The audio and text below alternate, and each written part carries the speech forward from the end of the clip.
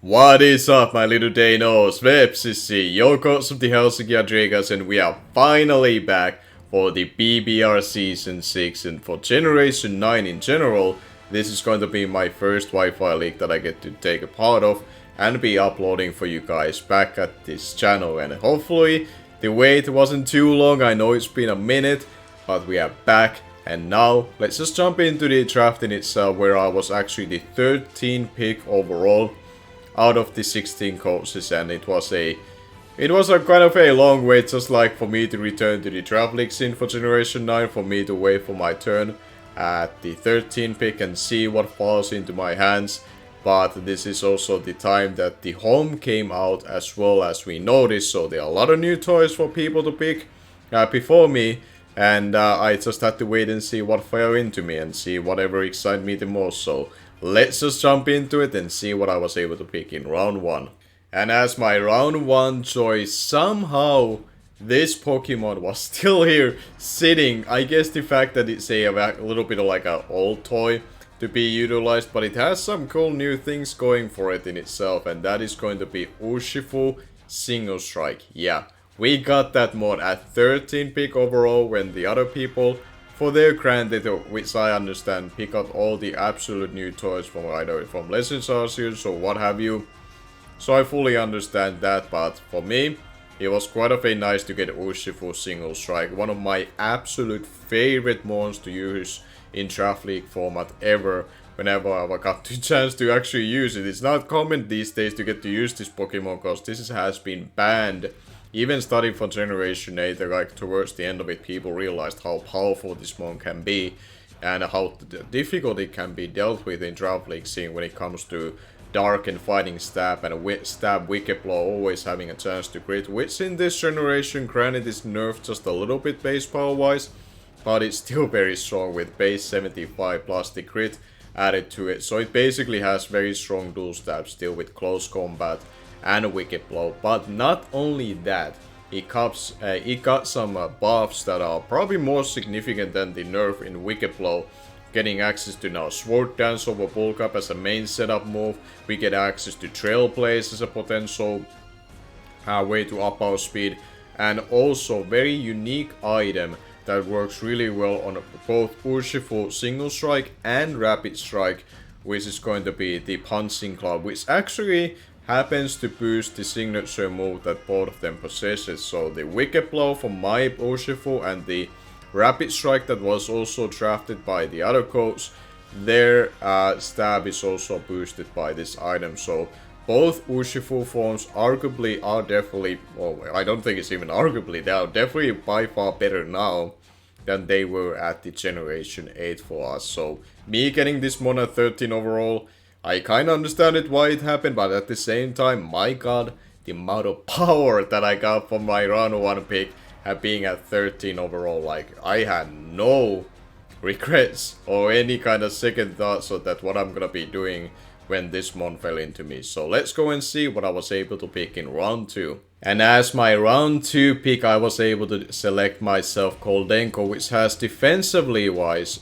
perfect synergy when it comes to Urshifu's weaknesses that I would have to worry about, being quad weak to Fairy, weak to Flying, and weak to Fighting. Koldenko can beautifully resist or being immune to all of them, while having access to very strong stab option in obviously Shadow Ball as a Ghost Stab, which is very spammable, and Make It Rain, of course, being the signature move, which, you know, it's gonna be something to be able to use that kind of stab move in itself, which basically has almost no kind of drawback by itself, and it gets access to Nasty Plot, naturally very good stats contribution, especially its special attack stat, and ability Good as Gold is just incredible ability. Like, my god, like while I've been away from like Wi-Fi scene throughout the Generation 9 up until this point, I have actually played casually in some Showdown leagues and what have you, and got to either see and try out some Generation 9 mods, but this one I never got the chance to use, and I always worry about this thing so much during prep. Like, it just has so many tools going for it. There's so much versatility and a different kind of sets that you can think of versus your opponent. And I always had a lot of trouble dealing with it. So I thought, like, you know what, I really want to use this as my Steel type. eventually one of these drafts, and it just happened to have the perfect fit as a round 2 pick what I got in round 1 with Useful Single Strike. So that is gonna be my round 2 pick, and now let's go and see what I was able to pick in round 3. And as my round 3 option, I decided to go after Azumarill, which has become like one of my absolute favorites to draft in this generation. Obviously, again, a Wi-Fi scene, you haven't really seen it at all, what I've been doing. But in a showdown scene, I've been actually drafting Azumarill. I think quite literally the first Speed Tour tournament that I did while I was still playing the game in itself, but I joined the Speed Tour that Addison was hosting.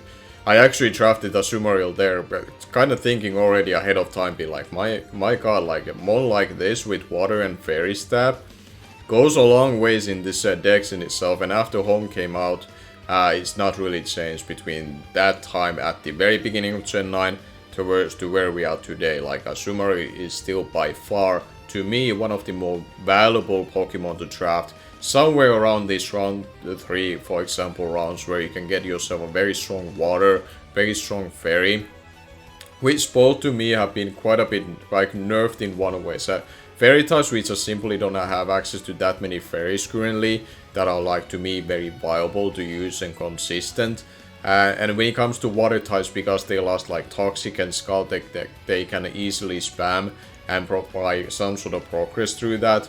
Most of them obviously lost that kind of options in their moveset. So to me, Water types became a lot harder and more picky for me to choose from. And Azumarill for me always seemed like so much more appealing compared to the competition when it comes to its typing. So I just decided that, you know what, there's quite literally nothing that can go wrong by picking this one in this current metagame that we live in Generation 9. So I'm just gonna have it for myself. I don't have to worry about this more, because I always hate facing this thing by itself. Like, this goes way beyond when I started even Draft League. I never liked facing Azumarill. It has too many options with Choice Band, Belly Drum sets, and what have you. Like, it's so strong.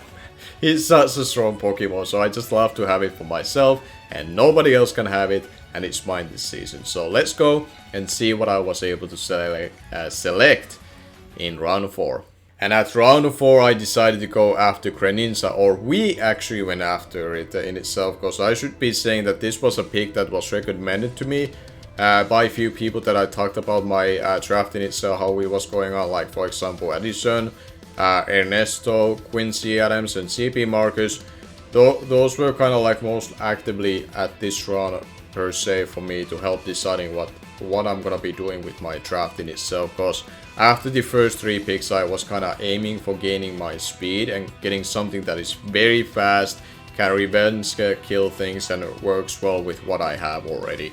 And at first I was tunnel visioning, thinking that, you know what, we are just taking Noivern, it's probably gonna be there at round 4, I can pick it and not worry about it. That was essentially my tunnel visioning idea, that what I was gonna do and work from there. But that kind of all changed when it was pointed out to me that, man, the Greninja is still available. Yeah, it is a little nerve with the Battle Bond and Protein, how they work these days. If you're not sure how this works, I'll give you a very deep brief on it. Battle Bond doesn't change your form anymore. After you kill a opponent, opposing mon, you get +1 attack, +1 special attack, +1 speed. You can go in town with that and try to go for a sweep from there. That's basically the whole idea of Battle Bond these days. Protein doesn't give you a stab every single time when you're going for any kind of move. It works on the first turn that you go for a attacking move or a status move, like in general. Like if I'm clicking spikes, I'm a ground type, and I'm gonna stay as a ground type until I swap out. That's the general idea how it works. But to me, even with these nerfs, especially the Protein one, is still very valuable, because it gives me very strong stabs to the coverage moves that this thing gets, like Ice Beam and Gunk Shot and you name it besides its stabs, which is very nice with its speed tier 122, and it gives me access to spikes and toxic spikes as a start of some sort of hazard stacking options, which I thought was always gonna be an appealing idea when I have such a strong offensive presence and access to Goldenko as a spin blocker, and Gudascold being a phenomenal ability blocking most of the defocus out there, barring a Mold Breaker Halucha. That is the one thing that can prevent and me able to hazard stack and keep them up all the time. And I believe the only other thing I can think of, it is like mouse hold with tidy up. So hopefully we don't run into those two things when we are planning to hazard stack, but we should be good otherwise, right? So that's gonna be basically the round 4 pick with Greninja. Typing wise, it doesn't make any sense when you think about strictly that it's a water type and a dark type. I already had those with my first 3 picks, covered with Urshifu and Azumarill. But you just don't think about Greninja as being a one particular type. You think about the offensive presence with Protein, the speed that it provides, and the hazard stacking and auto utility that it provides by itself. So that is gonna be my round 4 pick. And now let's go and see what I was able to pick in round 5. And as a round 5 pick, I decided to go after Thundurus Incarnate, and this is going to be my Terra captain for this season, because I haven't actually touched about on the rule set at all when it comes to this draft, because I find it something that people don't really necessarily care for all too much. But just a general idea, we were given 120 points for months between 9 to 11 in total. You can pick any number between that. And you get to declare one Terra Captain of your choice, and it's gonna be budgeting as such depending on which Terra Captain you name. For example, I picked Thundurus Incarnate, which is 15 points normally. Being a Terra Captain, it cost me 18 points. Now, by doing that, it gives me option to name it to 2 types. I guess I'm trying to point my fingers. 2 types we get to name. They can be any type of my choosing. But they have to be declared for end of the draft, so my opponents will know as they prepare for me, of course. So my choices for this season, for the Thundurus Incarnate being my Terra Captain, will be Terra Flying and Terra Ice. Terra Ice is the one that makes me really smile, and the excitement of using this mod, because all of a sudden I have the coverage of a god, man, when it comes to being a Thundurus Incarnate and a strong electric type. Like, strong high tier electric types are finally back in full force like they used to be when I got access to Hidden Power, because Hidden Power Ice was so nasty to have, because now you just had a coverage of hitting literally anything you want, quite literally anything. You can hit at least very strong neutrally or have a super effective coverage to be able to hit. And you also get access to Grass Knot for a different kind of ground types which aren't weak to ice necessarily. And just overall wise, Thundurus Incarnate with access to Prankster and Defiant are very good abilities to go along with. Giving another model with Defiant, I guess, to punish any kind of defoging attempts, but most importantly gives me a nice offensive option and utility in Prankster Thunder Wave. It can set up with a Nasty Plot, as we know, or the Agility, or Bulk Up, and it just provides me the strong offensive presence with my first 5 picks, and I'm just stoked to have them. Literally the only thing that I could have wished that could have gone differently, what I had an idea for, was that I could have gotten Thundurus Therian, but that went right before me by D-Ray, who picked it. And the main idea with that was that I've used Thundurus Therian actually more of the 2, and it's usually be the preference over the 2, because I like the sheer power that Therian form has, but I cannot deny the utility and the value that Thundurus Incarnate also has. And its speed tier 111 provided with Greninja's 122 just gave me insane speed to work with already when it comes to higher end of this spectrum, and just giving me this offensive presence that I have with my first 5 picks that I'm just very excited to use. I'm gonna be quite honest. I think it's gonna be a lot for my opponents to prepare for, and now I just have to find a way to support them properly with some hazard stacking. Some sort of hazard control would be nice to have, and just a little bit of a defensive backbone that I can rely on whenever I feel like it's necessary and appropriate for my matchup. So that's gonna be like the main premises of idea where we go from here. This is the main offense that we are working with this season, and the rest is gonna be enabling this offense to shine as best as possible. So let's go and see what I was able to pick in round 6. And as my round 6 pick, I decided to go after a mod that it's been very long time that I used this mod, which is going to be Donphan. This goes back in the days of Generation 6 and 7 when I used to always draft Donphan, because I love this Pokemon so much, what it can do, because it's such a good rapid spinner. ground type that I was always very comfortable using back in the day. It gets access to very good coverage, and still while all the other Pokemon, well, not all of them obviously, but like a very good portion of the Pokemon lost access to knockoff and be able to eliminate the items, this Pokemon got to keep it, and my god, is that great to have. That is gonna be such a great thing to have, you have no idea. And besides that, obviously we get access to Crocs, because we are a ground type that we get access to, and my steel type, being Goldenko, does not unfortunately get up Stealth Rocks as its move pool. So I really wanted a ground type that can be set up those very reliably, but also being a very reliable hazard remover. So I don't have to spam heavy duty boost majority of my Pokemon, because in this generation, in case you don't know, hazard remover is so hard to come by. Unless you're drafting something that at some point you're gonna be looking at that. Yeah, you're my remover, I don't know how often I'm gonna be bringing you. And I don't want to be those people. I don't want to be having a situation where I'm in that kind of position.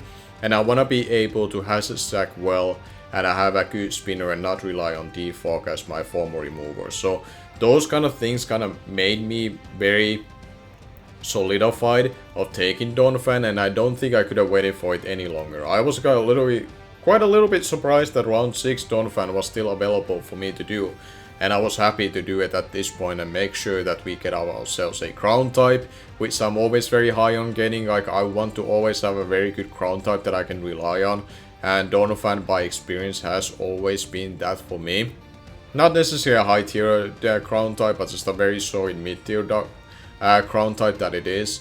And it just gets its job done. It's just very dependable mon that I wanted to make sure that is supporting here my offense, and it's not passive at all when it comes to its attacks, that as you can tell with the 120, which I absolutely adore about it. So that is going to be my round 6 pick in Donphan, providing us the hazard control and some Crocs for my offense, and we are going to be continuing providing more hazards and more utility behind our offense with our round 7 pick. And as my round 7 pick, I decided to go after a mon that I haven't actually used since the UBL Season 3, which was one of the only times I got to use a mon that I actually quite like in its case what it can do. Now, it's not as great as it used to be in Dragalsi when it got access to Steel Flip Turn. Unfortunately, it doesn't get access to that anymore.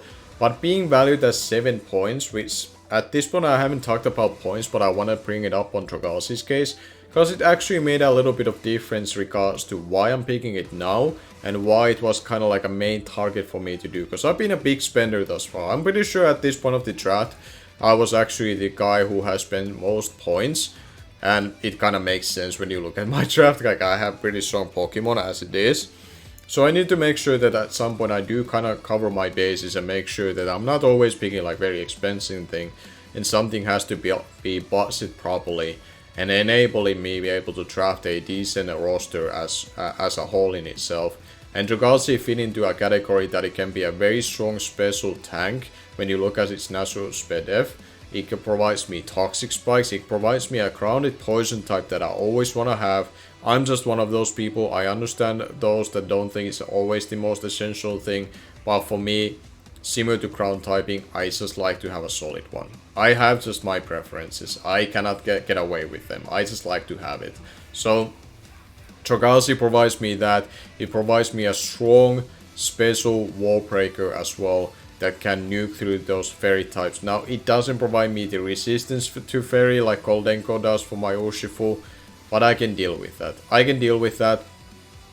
And again, with the 7 points, I thought Dragalsi provides me just a very solid and dependable mod that provides me that a little bit of hazard stacking core, besides the mod that I had in my mind picking next round that I think synergizes pretty well and providing together all kinds of forms of hazards outside of sticky webs. That is going to be the one hazard that I won't be having access to doing this draft, but sticky webbers this generation, they are not the greatest. So I didn't really worry about having to have access to that particular hazard by itself. But toxic spikes, really nice to have off the chance I find an opportunity to do so. But other than that, it's just a very strong, bulky offensive mod that I love to always use in Dragalsi. So now let's go and see what I was able to select in round 8, providing me the hazard stacking core that I've been keeping an eye on. And as my round 8 pick, I decided to go after a mon that I've been always curious to try, but for some particular reasons that I'm going to be covering, I never found it to be the mon that I ultimately end up doing as my grass type, for example, or my fighting type. Now in this case it's mostly being my grass type, because I do have a strong fighting type in Urshifu. So Chestnut is gonna be more of a defensive fighting type, but also a grass type that I wanted to have, because I wanted to make sure that besides Thundurus Incarnate, I want to make sure during this draft that I get myself a solid ground type resistance. I could have also gone after immunity, but the immunities were actually taken quite for the most part. There were some left, and I do manage to snag another ground immunity, thankfully. Later on, that I felt comfortable that it can be quite a decent ground immunity once you see it, when it comes to be a defensive mon. But Chestnut just provide me the key resistance to like ground, for example, that I really wanted to have. And it's nice to have a mon that gets access to spikes outside of Greninja, so I don't have to rely on Greninja always getting those up if I want to. And this mon got access to this generation some really cool niches that it did not have before, like Iron Defense, Body Press, Trailblaze is a cool idea as well along with it.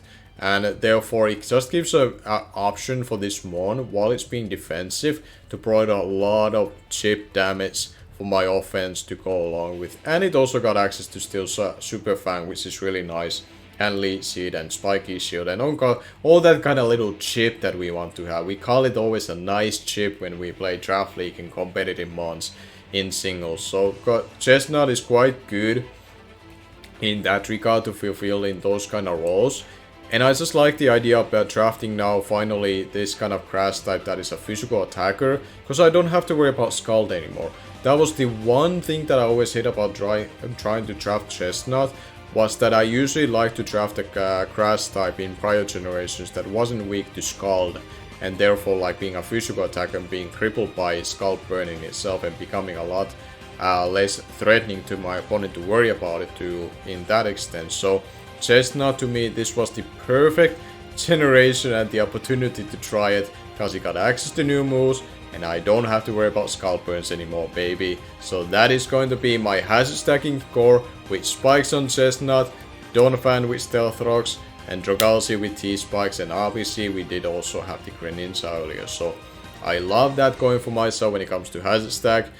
But we have still a couple of picks to do. There's gonna be one important ground immunity that I wanted to secure, which isn't the one that I always thought that I would ever draft. But we are doing it this season. We'll see how it's gonna do in my hands. And then there's gonna be one particularly low tier favorite of mine. It's not Type Nola, unfortunately. But there's another just favorite mon of mine for no really good reason. It just happens to be that way. But we get to talk about those very shortly. So let's go and see what is going to be my round 9 pick. And as my round 9 pick, I decided to go after a mon that I thought I would never in my draft league career to be end up drafting. But here we are today. Well, not today technically, but you know what I mean. I drafted this mon quite a few days ago as I'm recording this, but it's going to be a mon that I think it's going to have a very nice fit what it can do. But before we get to that, I want to know just a little bit of thing, because some of you viewers may notice this. The stat contribution on the layout unfortunately isn't updated to Generation 9. Its physical defense should be 110 and the special defense is 120. Just very briefly of why I drafted Cresselia. Because I'm not drafting a Pokemon all of a sudden because it's so much more appealing, because all of a sudden like a bulky mon that is not as bulky as it used to be. Oh baby, I can't wait to draft this Pokemon. No, that's not necessarily what we are trying to do here. We are trying to draft Cresselia because we wanted to have a good ground immunity besides Thundurus Incarnate, especially considering the fact that I could be Terra Icing every now and then with a Thundurus Incarnate. And from there it just provides me a mon that has very solid natural bulk, even while it's nerfed by its stats contribution what it used to be. It just gives me a mon that can turn into special defensive, physical defensive, mixed defensive with reliable recovery. A Calm Mind Sweeper like Cresselia could actually do some things this season. You could actually see finally a Calm Mind Cresselia sweep. Wouldn't all be so excited about tuning in for that for Wi-Fi for some Calm Mind Cresselia? Hell yeah, am I right?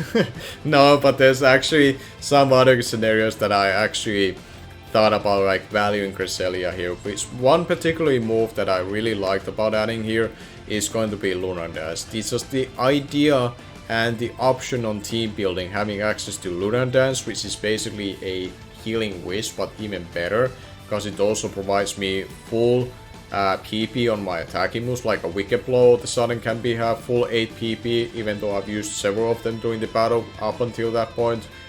Just things like that, when I can all of a sudden revive one of my offensive threats at almost a verge of death, just by giving away my Cresselia, which some cases I would be honestly very happy with, because there's gonna be only a certain amount of time that I will hopefully need this one in my battles. It just gives me that nice utility to my offense. So all of a sudden we have now added hazard stacking, we have some solid bulk with reliable recovery, and now we have options just to get up our offensive mode back into a second form, and giving them basically a second win from there to try to mess the shit up on my opponents from there on out. So that's basically what I'm trying to justify giving a Cresselia go for the first time, but we will see. Maybe this is gonna be a mod that I look back on and say that, you know what, there was a reason why I never drafted this thing and I will never do it again. It could go like that, or this is gonna be the most brilliant ever idea that I could have come across to do in a draft. We'll wait and see how it plays out this season, honestly. So that's gonna be the Cresselia, and now we're gonna be seeing who is gonna be my last pick of the draft. And as my final pick of the draft is gonna be my normal type and just another stealth rocker on the side, which is gonna be Wigglytuff, aka Wendy, how I like to call her. Now this is a mod that many people don't feel like that is necessarily as highly appealing as a normal type, and that's why it's a 2-pointer in this league. But I don't mind it too much. I've come across and kind of liking using Wigglytuff in a pinch scenarios. And actually last time when I was in BBR, this was a part of my roster that time around, and we made playoffs. We made all the way to semifinals, and we end up losing to Matt O'Shea, who honestly at the time was like a very solid form when it comes to his draft leagues, how he was doing. So there was no shame losing at that point of time when it was. And we actually lose to him when he had a useful single strike. So we don't have to repeat that history, because now we have it ourselves. And a very cool little, I guess, a buff that the Wigglytuff apparently got access to this generation. He got access to Nasty Plot. Isn't that something? Just imagine if I could bring a Nasty Plot set and make it pop out this season. Wouldn't that be something? But that is gonna be when it comes to pick when it comes to my draft. And now let's just go for a little bit of overview so you get to see my draft a little bit of better perspective. And that is going to be the draft for the Helsinki Hydreigons for the BBR Season 6, our debut for the Generation 9 Wi-Fi scene wise, and here back on my channel. Hopefully you're gonna be excited for this season, and this is gonna be a draft that may not have as many like new Pokemon that I would have liked as many as possible, but there are gonna be a lot of Pokemon that I either have really barely got the chance to use still throughout my career, or they're gonna be ones that I'm just very fond of, just excited to get back of using. I'm looking at you particularly, Urshifu. My god, I'm still so stoked that I got that mon in round 1, and I'm so excited to use him and all the offensive and support cast that we have around him this season. And make sure that you're tuning in for this season. All the courses that are gonna be taking part of this season will be linked down below in the description. Make sure to check out all of them and their draft analysis that went up today. Mine is gonna be one of the latter ones, because I actually genuinely did not have a time to record this up until this point. So this is gonna be one of the later uploads from today when it comes to the draft analysis. So you should by now have access to quite a few of them to get view from.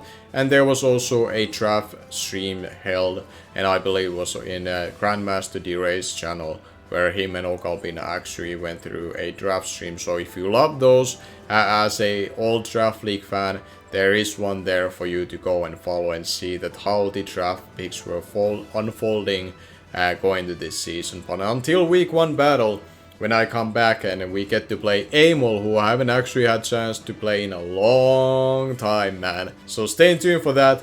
Until then, uploads will be always on Saturdays, just like this draft analysis. So make sure to tune in on those days here on my channel. Until then, thank you for watching once again. Hopefully you're happy to see me once again.